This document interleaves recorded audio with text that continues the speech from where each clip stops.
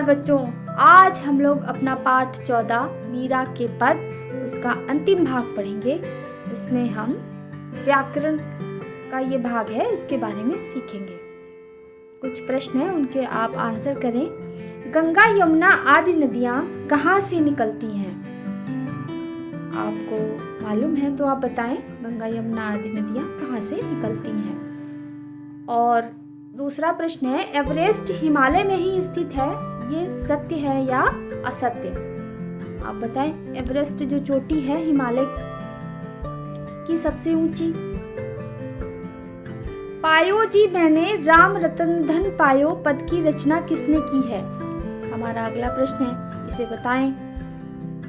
पायो जी मैंने राम रतन धन पायो, ये एक पद है, ये किसने लिखा है, रचना किसने की है? और अंतिम प्रश्न है, कांटों का बिस्तर मीरा को किसके समान लगा? जब मीरा जी कांटों के बिस्तर पर लेटी तो उन्हें कैसा लगा? हेलो बच्चों, आज हम लोग मीरा के पद पाठ का अंतिम भाग पढ़ेंगे। इसमें हिंदी व्याकरण में जो समरूपी भिन्नार्थक शब्द हैं, मुहावरे और लोकोक्तियां, उनके विषय में संक्षेप में जानकारी हासिल करते हैं। सबसे पहले समरूपी भिन्नार्थक शब्द के बारे में समझते हैं। तो चलिए देखते हैं। हिंदी में ऐसे अनेक शब्द हैं जो सुनने में एक समान, लिखने में थोड़े से भिन्न, परंतु अर्थ में पूर्ण तरह यानी पूरी तरह से भिन्न होते हैं। ऐसे शब्दों को समरूपी भिन्नार्थक शब्द कहते हैं। जैसे देख लीजिए, वह हंस पानी में तैर रहा है। हंस का यहाँ पर अर्थ है एक पक्षी। और वह लड़की जोर जोर से हंस रही है, और यहाँ पर हंस का अर्थ है हंसना। तो हंस और हंस दोनों एक जैसे लग रहे हैं, इसमें बस इतना सा ही अंतर है। बोलने में भी आवाज में थोड़ा सा ही अंतर है, लेकिन देखिए अर्थ बिल्कुल भिन्न है। अगला उदाहरण देखते हैं।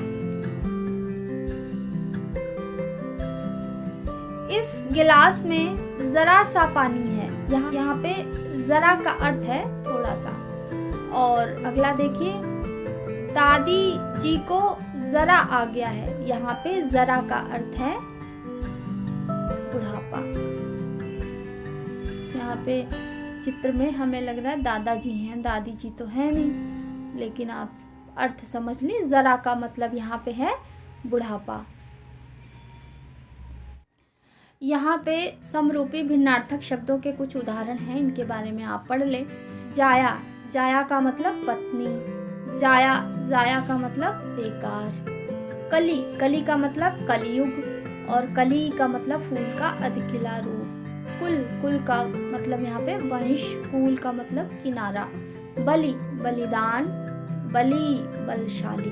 बार, बार का मतलब दफा, कई बार।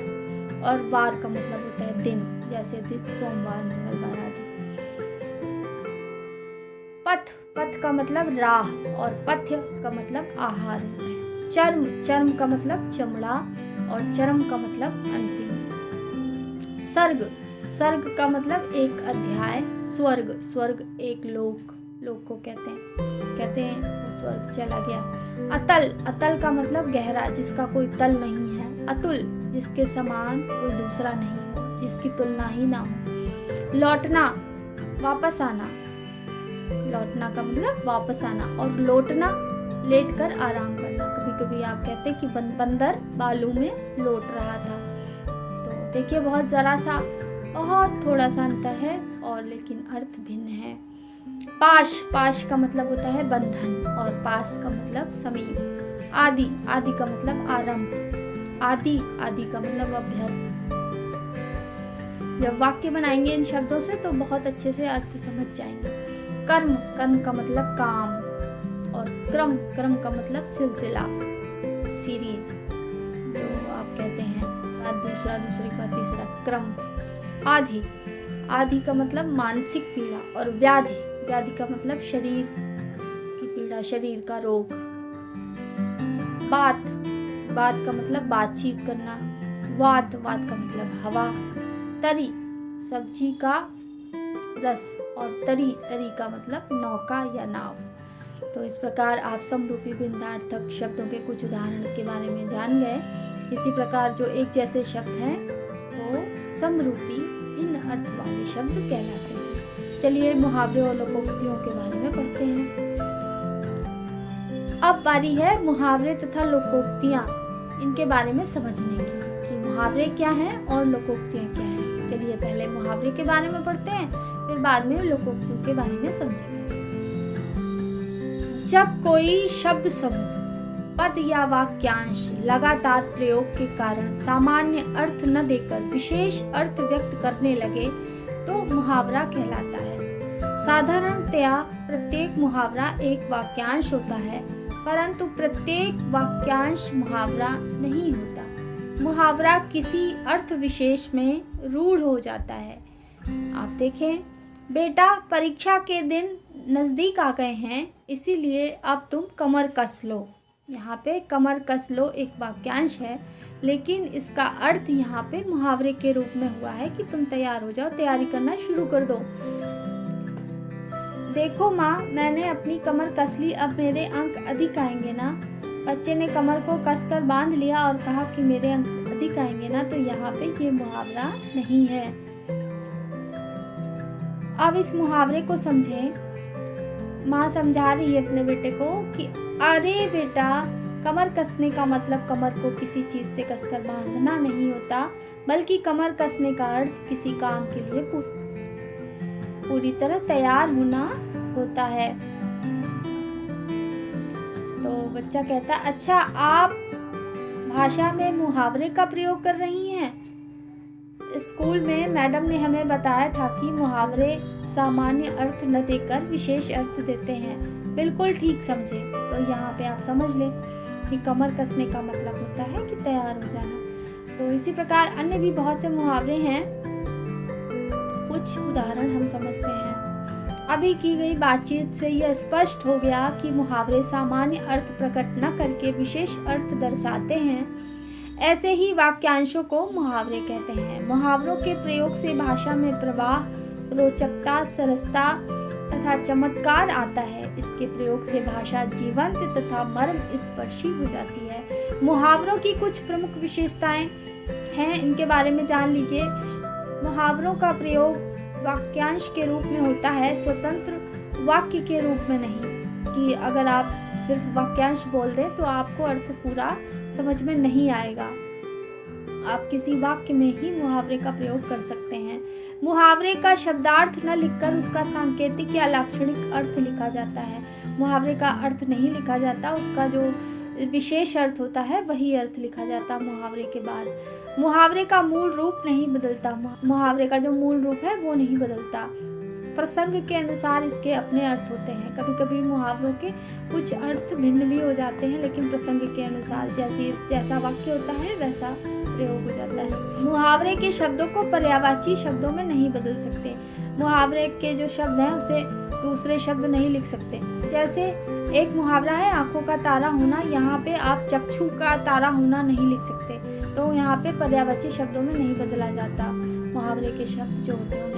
इनकी क्रियाएं लिंग, वचन, कारक आदि वाक्य के अनुसार बदल जाती हैं। हाँ, इनका जो शब्द है कि जो क्रिया का शब्द होगा या लिंग, वचन, कारक जो वाक्य में है उसके अनुसार बदल सकते हैं। कुछ मुहावरों के अर्थ तथा वाक्यों में प्रयोग हैं, इनको देखते हैं। श्री गणेश करना, काम शुरू करना या शुभारंभ। वाक्य में प्रयोग कैसे करते हैं देखिए। भारतीय संस्कृति में किसी भी कार्य का श्री गणेश करने से पहले ईश्वर की उपासना की जाती है। अंधे की लाठी, इसका मतलब है एकमात्र सहारा। वाक्य में प्रयोग, श्रवण कुमार अपने अंधे माता पिता की अंधे की लाठी थे। मतलब ये मुहावरा ही वहीं से बना है कि जो श्री गणेश करना यानी कि सबसे पहले जो काम होता है उसे करना, शुरुआत करना, तो वही मुहावरा है। अंधे की लाठी, ये मुहावरा ही वहीं से बना है। श्रवण कुमार जो थे, कहते हैं कि अपने माता पिता के एकमात्र सहारे थे, तो उनको श्रवण कुमार को अंधे की लाठी बता दिया गया। रोड़े अटकाना, बाधा डालना। वाक्य में प्रयोग, मीता की बहुत बुरी आदत है, कोई भी अच्छा काम करने चलो उसमें रोड़े अटकाने लगती है। अंगूठा दिखाना, स्पष्ट इनकार करना। वाक्य में प्रयोग, मैंने नेहा से निबंध दिखाने को कहा तो उसने मुझे अंगूठा दिखा दिया, मना कर दिया। नहीं कर पाएगी वो। लकीर का फकीर होना, पुरानी परंपरा को घसीटना। वाक्य में प्रयोग, हमें समय के साथ अपने विचारों को भी बदलना चाहिए, न कि लकीर का फकीर बने रहना चाहिए। इस प्रकार आप मुहावरे और उनके अर्थों को अपने वाक्य में प्रयोग कर सकते हैं। चलिए अब लोकोक्तियों के विषय में पढ़ते हैं। लोक प्लस उक्ति, अर्थात लोक में प्रचलित उक्ति वह कथन जो लोगों में प्रचलित होता है उसे लोकोक्ति कहते हैं। ये अपने आप में पूर्ण वाक्य होते हैं। यदि वाक्य प्रयोग न भी किया जाए तो भी इनका अर्थ स्पष्ट होता है। जैसे अर्थ व वाक्य प्रयोग सहित लोकोक्तियों के कुछ उदाहरण हैं। आगे कुआं पीछे खाई, सब तरफ मुसीबत। शेर को अचानक सामने देखते ही गगन पीछे की ओर भागा, लेकिन पीछे नदी देखकर घबरा गया क्योंकि उसको तैरना नहीं आता था। उसके लिए तो आगे कुआं पीछे खाई वाली बात हो गई। आगे भी मुसीबत, पीछे भी मुसीबत, सब तरफ मुसीबत। इस प्रकार लोकोक्ति का वाक्य प्रयोग किया जाता है। अगली लोकोक्ति देखें, बिल्ली के भाग्य से छींका टूटना।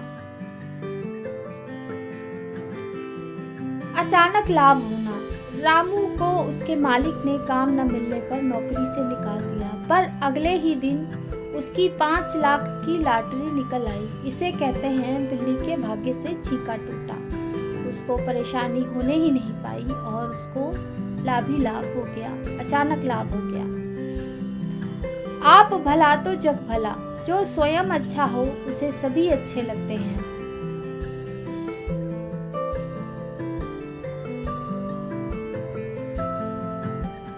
कबीरदास जी के एक दोहा में ये कहा गया है, बुरा जो देखन में चला बुरा न मिलिया कोई, यानी कि खुद अच्छे थे तो उसे उनको कोई बुरा ही नहीं मिला। तो आप भला तो जग भला, जो स्वयं अच्छा हो उसे सभी अच्छे लगते हैं। मेरी कक्षा में विनायक इतने सरल स्वभाव का है कि उसे कोई बुरा ही नहीं लगता, उसे सब अपना मित्र मानते हैं। इसी को कहते हैं आप भला तो जग भला। अब अगली लोकोक्ति देखें, घर की फुल्की दाल बराबर, जो पहले से ही पास में हो पर उसकी कीमत न समझना। आप जानते हैं कि घर में कोई चीज़ अवेलेबल रहती, उपलब्ध रहती है तो कोई भी उसकी वैल्यू नहीं मानता। इसी को कहते हैं घर की मुर्गी दाल बराबर। सुरेंद्र की दीदी उसकी पढ़ाई में मदद करती हैं, इसी कारण सुरेंद्र कक्षा में सबसे आगे रहता है, पर वह अपनी बहन के इस सहयोग को महत्व ही नहीं देता। कहते हैं ना, घर की मुर्गी दाल बराबर, मतलब घर में आसानी से हेल्प मिल जाती है इसलिए वैल्यू नहीं है, और अगर बाहर मांगते घूमो तब कहीं कोई हेल्प करता है तो उसकी वैल्यू रहती है।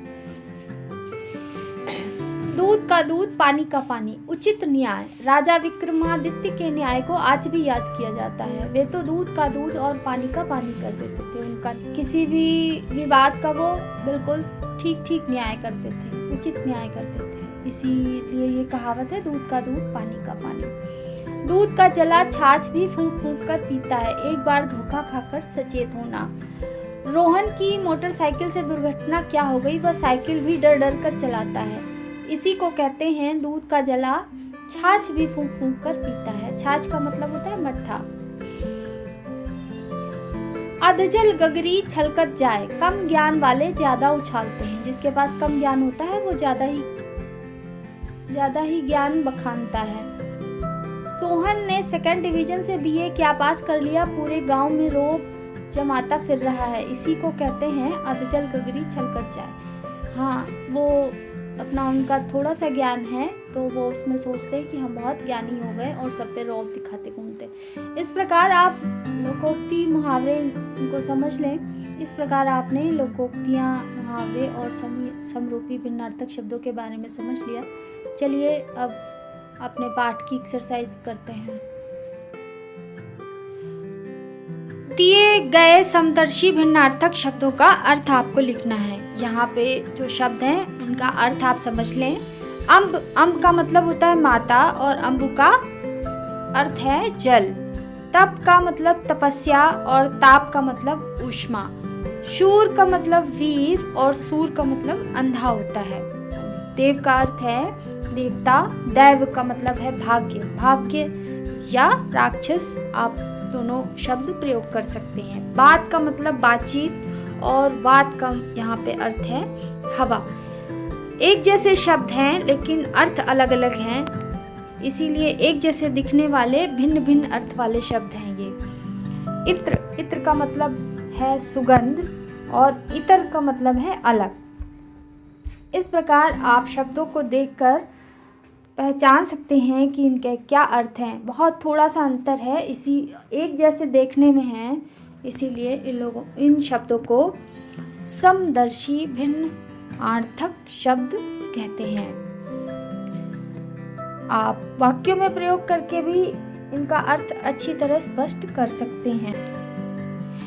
दी गई लोकोक्तियों के अर्थ आप लिखिए। यहाँ पे कुछ लोकोक्तियाँ दी गई हैं, उनके अर्थ हम आपको बताते हैं। लोक में प्रचलित जो कहावतें होती हैं उनको लोकोक्तियाँ कहते हैं। पहली लोकोक्ति है हाथ कंगन को आरसी किया। इसका अर्थ होता है प्रत्यक्ष दिखने वाले को सबूत की आवश्यकता नहीं होती। दूसरी लोकोक्ति है लातों के भूत बातों से नहीं मानते, दुष्ट व्यक्ति समझाने बुझाने से नहीं मानते। नाच न जाने आंगन टेढ़ा, स्वयं की अकुशलता को दूसरों पर थोपना।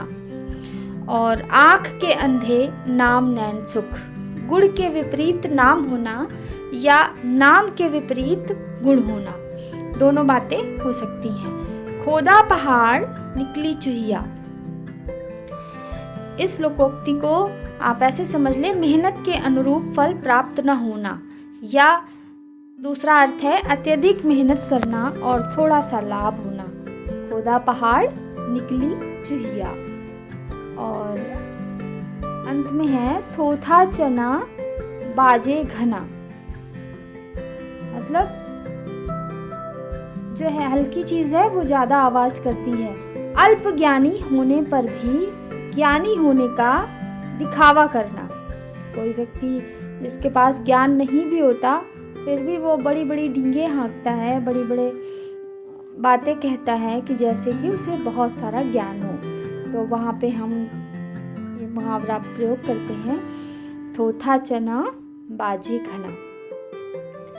लोकोक्तियाँ और भी हैं। आप इन लोकोक्तियों को अपने स्वयं के वाक्यों में जब प्रयोग करेंगे तो बहुत अच्छे से आपको समझ में आ जाएगा और हमेशा के लिए स्मरण हो जाएंगी कि इसका अर्थ क्या होता है। आप अपने जो नोटबुक है उसमें इनको लिख लेंगे वाक्य प्रयोग सहित। इस तरीके से आपका ये चैप्टर कंप्लीट हो जाएगा। एक्टिविटी में 3 मुहावरे तथा लोकोक्तियों को अर्थ सहित लिख लेंगे और अपने वाक्यों में प्रयोग कर लेंगे, जो इस आपकी एक्सरसाइज में नहीं है उसके अलावा।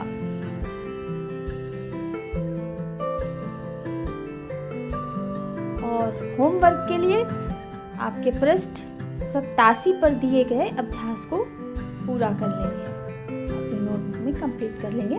इस प्रकार आपका चैप्टर जो 14 है वो कंप्लीट हो जाएगा। नेक्स्ट वीडियो में हम चैप्टर 15 के बारे में पढ़ेंगे। तब तक के लिए थैंक यू।